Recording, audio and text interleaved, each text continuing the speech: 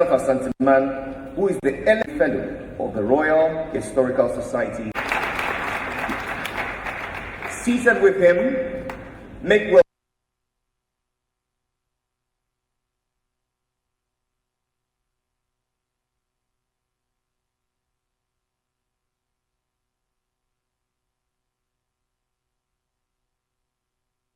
welcome an adjunct lecturer and gender historian affiliated to the Department of History.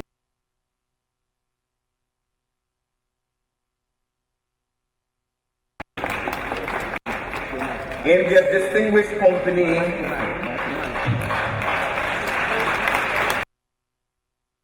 is Ghana's first trained social historian of medicine. Make welcome Professor Samuel Edudenti.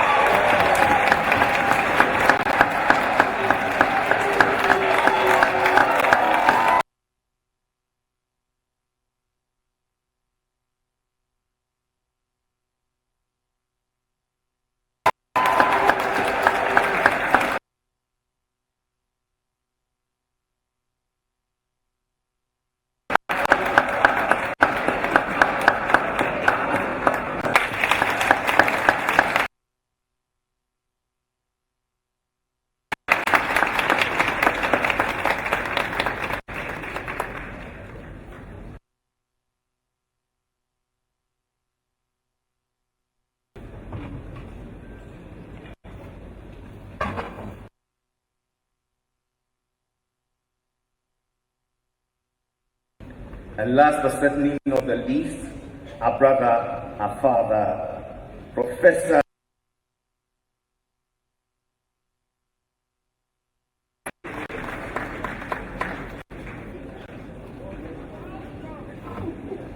Prof. the moderator.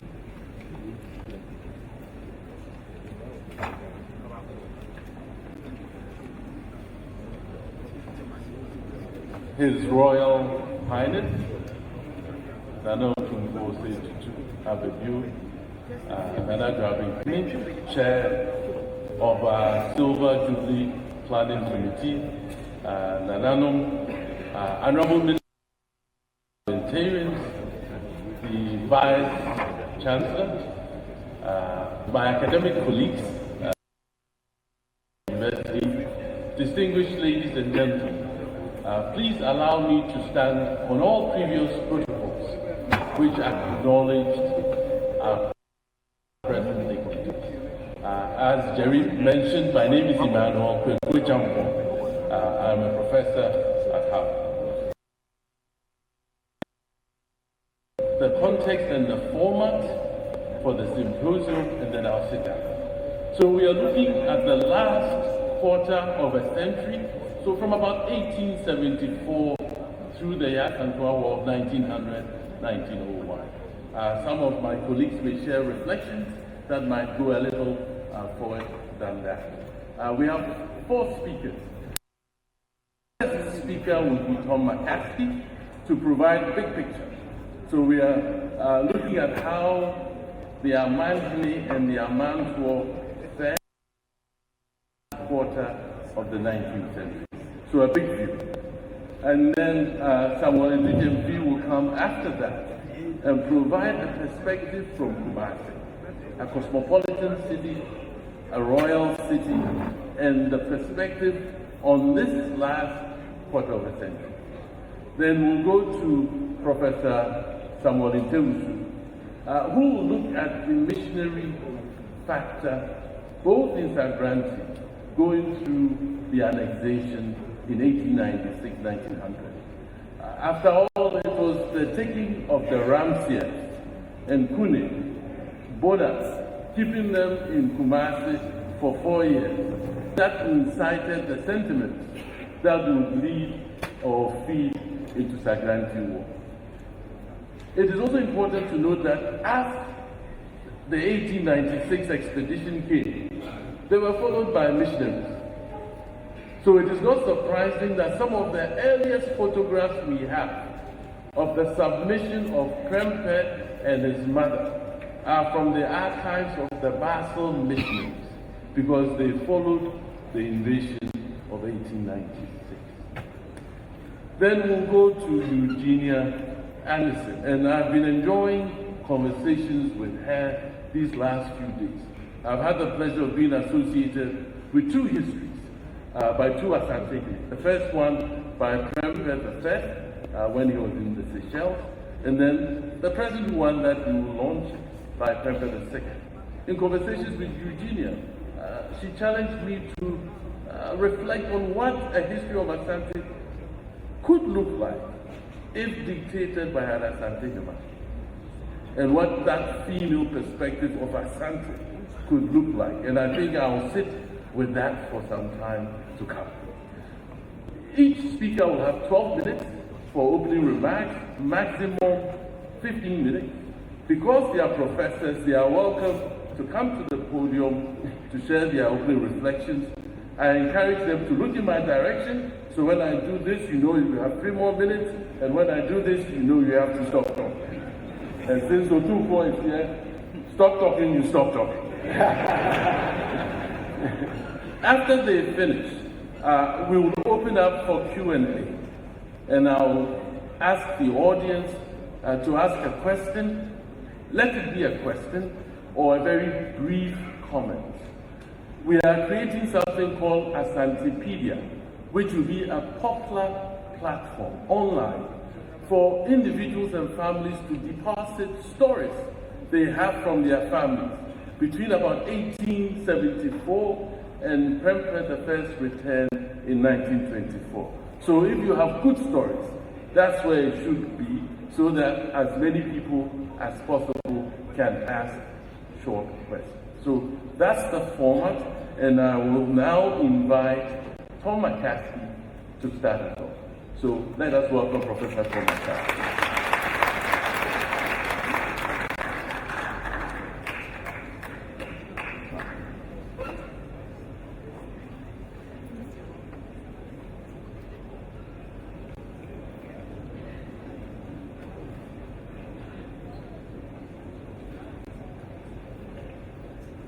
You will be getting tired of looking at me, I think. But I've been called back to talk a little about what happened to Asante after the Sagrenti War. After the Sagrenti War, Kofi Gakari was destooled because he had presided over the humiliation faction. The trouble was that the successor of the golden stool was his brother Mensa Bonsi. Now, Mensa Bonsi was a man of avaricious, greedy, and vicious temperament, and is remembered as such today. He had a low, whispering voice, and if he could not hear you, or you could not hear him, he would find you or punish you. He was that sort of person. And in the conditions that followed the Sagrenti War, he was a tyrant, and he is remembered as such. He died on the Prasu in 1900, and his sons had him disinterred and reburied in Kibaki in 1911, and there was a huge outcry against this happening, but the British allowed it to take place. Well, going back to his reign, he thoroughly alienated almost everybody in Asante, and he began this by invading Zwaben in 1875 to, in his view, bring it to heel. The Zwaben had fled once before, but they fled this time south again to Kokoregwa, New Zwaben, and they would not return. And this opened the floodgates. Without that unity of the Asante, and Asante he was respected and who could impose his will and interpret custom properly, without that, all kinds of conflicts broke out in Asante. Adansi against the God, Mampong against Israel, etc., etc., etc. And these are covered enormously in Prempeh II's book, which you'll be very happy to hear I'm not going to read to you. And he excuse me. And so these conflicts spread throughout Asante wartime.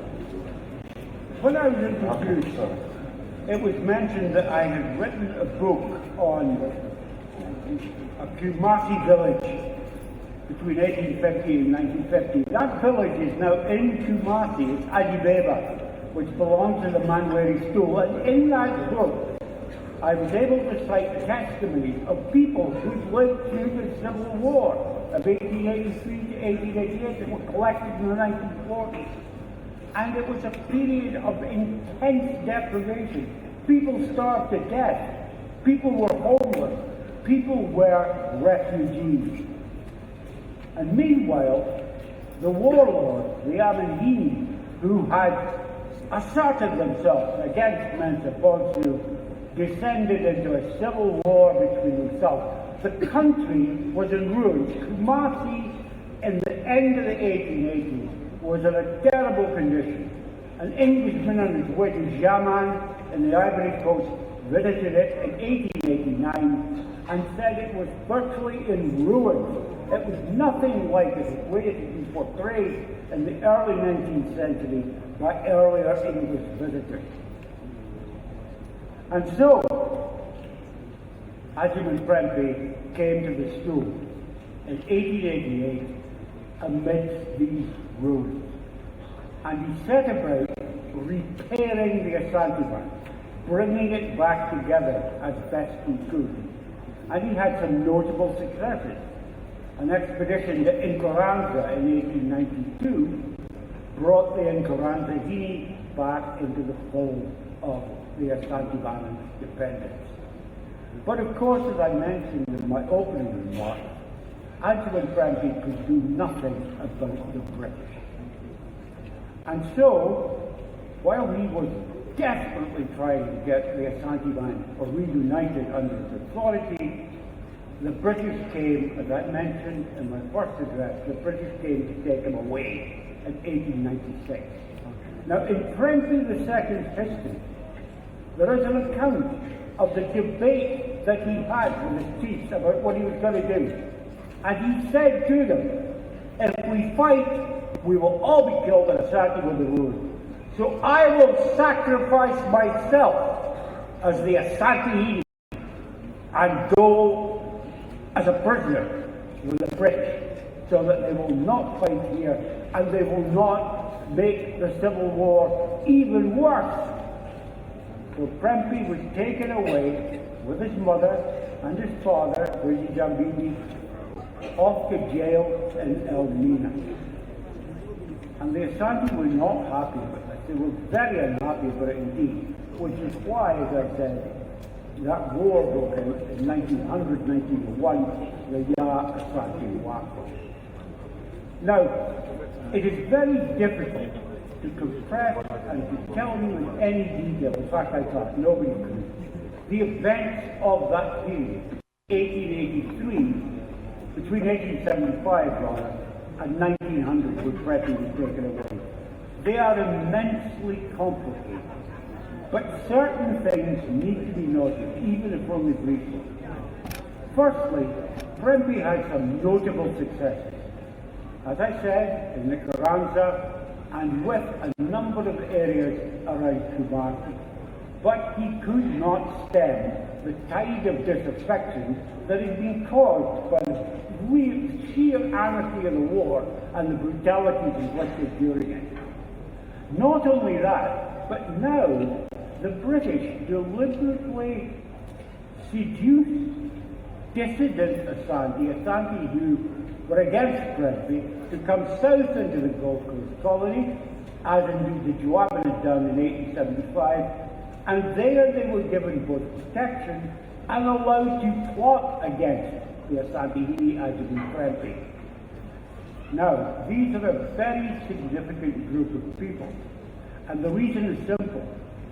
They were the people that the British relied on as collaborators once they had occupied Kumasi again in 1900 and turned it into a crown colony in 1901. And these people were placed on the stools, the senior stools, the Abrempov stools and the Amanini stools, of those who had been deported, ultimately to the Seychelles with Prempeh. Now, there's a long and complex history here. You'll be relieved. Again, I'm not going to go into it, but let me simply say this. The first 20 years of British rule are really about getting rid of these collaborators.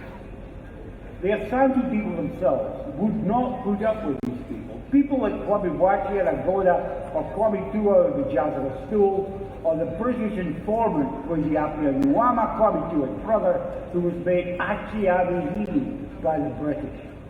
They would not put up with this, and eventually, one way or another, all of these chiefs were removed. But after Prempeh came back in 1924, of course, the British would not in any way countenance that he become ruler again.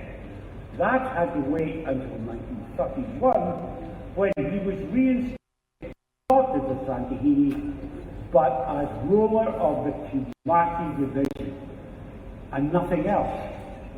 And it took 4 more years of petitioning, of trying to persuade the British to have the Confederacy restored. Now, I'm going to finish talking about the Confederacy. The Confederacy that the British restored was restored under the precepts of British custom and British law. The centralized, it was not for their own political reasons or the colonial period, and they encouraged, if not secession, then forms of independent action by all these armies. And Prempeh II spent most of his long life between 1931 and 1990, when he was not playing golf behind the carrying. He spent most of his long reign trying to restore the older side, the Asantehene's authority, the Asantehene's tradition, and these forms of traditional government back in Asante. And that struggle, I'm going to name no names, but as you all know, everybody in this room knows, goes on to this day. I will merely mention in conclusion, Kumasi. When I first came here in 1968, we had 100 people. Now it's got 4.25 million people. Where is the land coming from? Well, we know that right now, as I speak, land is the biggest issue in Kumasi. And the Asantehene has to defend the Kumasi, which were taken away by the British and then restored only in part in the 1940s. So, there are still battles to fight here, and I hope they're battles to be won. Thank you very much.